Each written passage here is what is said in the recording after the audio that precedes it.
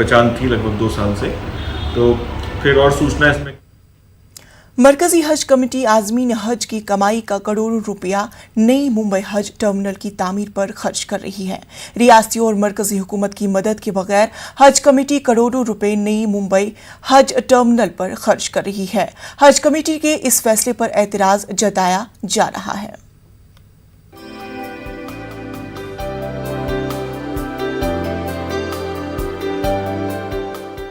नई मुंबई में नए एयरपोर्ट का काम जारी है। जल्द ही एयरपोर्ट के करीब नए हज टर्मिनल का काम शुरू किया जाएगा। मरकजी हज कमेटी की रकम से जदीद तरीन सहूलियात से लैस टर्मिनल के साथ कैंप ऑफिस भी तामीर किए जाने का मंसूबा है। नए हज टर्मिनल की तामीर के लिए मरकजी हज कमेटी ने नई मुंबई के खारगर में सिडको से 6000 स्क्वायर मीटर जमीन हासिल कर ली है।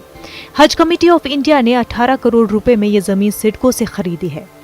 नई मुंबई के हज टर्मिनल की जमीन की खरीदी से लेकर उसकी तामीर हाजियों के जरिए जमाशुदा रकम से की जा रही है। सबने कहा कि एक नए काम है और एक ही बार होगा और अच्छे से इसमें ज्यादा जमीन मिलनी चाहिए, क्योंकि हम जमीन खरीद रहे थे सिडको से और ये हमको वहां पर ज्यादा से ज्यादा जमीन मिलने के लिए सबने कोशिश की। तो इसके 2-3 साल की कोशिश के तहत मुंबई में जो खारगर है, जो सेक्टर 38 है, उसमें 6000 स्क्वायर मीटर का एक प्लॉट हज कमेटी ने खरीदा है, जिसमें कैंप ऑफिस और हज टर्मिनल बनेगा। बाज़ाब्ता एक जो हाजी बाहर से आते हैं जिनको 50 किलोमीटर अंदर भी आना पड़ेगा, तो वो उसकी जरूरत नहीं पड़ेगी। वो वही उसी कैंप ऑफिस में उनका मुकाम रहेगा, वो वहीं भी रुकेंगे और वहीं से एक जो डिपार्चर टर्मिनल होता है, जो इंटरनेशनल डिपार्चर टर्मिनल होता है, इसमें जो फैसिलिटीज होती हैं वो सारे फैसिलिटीज वहाँ पर क्रिएट की जाएंगी और वहाँ पर जो डिफरेंट एजेंसीज हैं उनके जरिए डिपार्चर टर्मिनल की प्रोसेस उसी टर्मिनल में हाजियों की कंप्लीट की जाएगी और हाजी अपना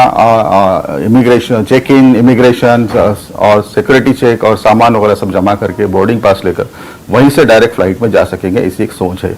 मुंबई में 19 मंजिला हज हाउस की शानदार इमारत के मौजूद होने के बावजूद नई मुंबई में हज टर्मिनल की तामीर पर करोड़ों रुपए खर्च किए जाने पर सख्त एतराज जताया जा रहा है।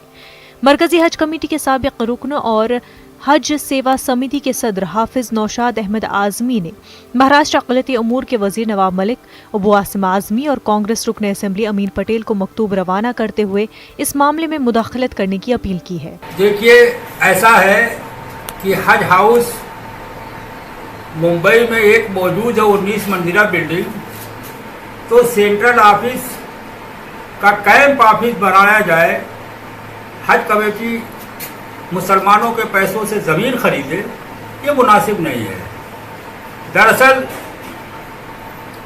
2014 से जब से मोदी सरकार आई है और अक़लियती उमूर के मामले में मुख्तार अब्बास नकवी साहब का दखल रहा है, एक साजिश के तहत सारा काम हो रहा है और स्टेट हज कमेटियों का काम है स्टेट हज हाउस बनाना। महाराष्ट्र मुंबई में कोई स्टेट का हज हाउस नहीं है, इसलिए मेरा मुतालबा है और हमने जो है मोहतरम नवाब मलिक साहब को, अबू आसिम साहब को, अमीन पटेल साहब को ये ख़त लिखा है कि जैसे कि तमाम स्टेट में स्टेट हज कमेटियों का हज हाउस है और स्टेट गवर्नमेंट ने दिया है, उसमें मदद करती है सेंट्रल गवर्नमेंट हाजियों के पैसों से। रियासती हुकूमत में अक़लियती उमूर के वजीर नवाब मलिक का कहना है कि हज टर्मिनल की तामीर पर एतराज नहीं होना चाहिए, जबकि रियासती हुकूमत आज़मीन हज को दीगर सहूलियात पहुँचाने का काम करती है।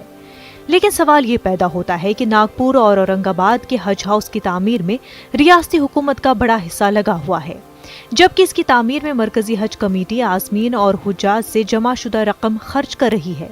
इसकी तामीर में मरकजी और रियासती हुकूमतों की कोई मदद शामिल नहीं है। न्यूज़ 18 उर्दू के लिए मुंबई से मयूद्दीन की रिपोर्ट। खबरों में फिलहाल इतना ही। आदाब।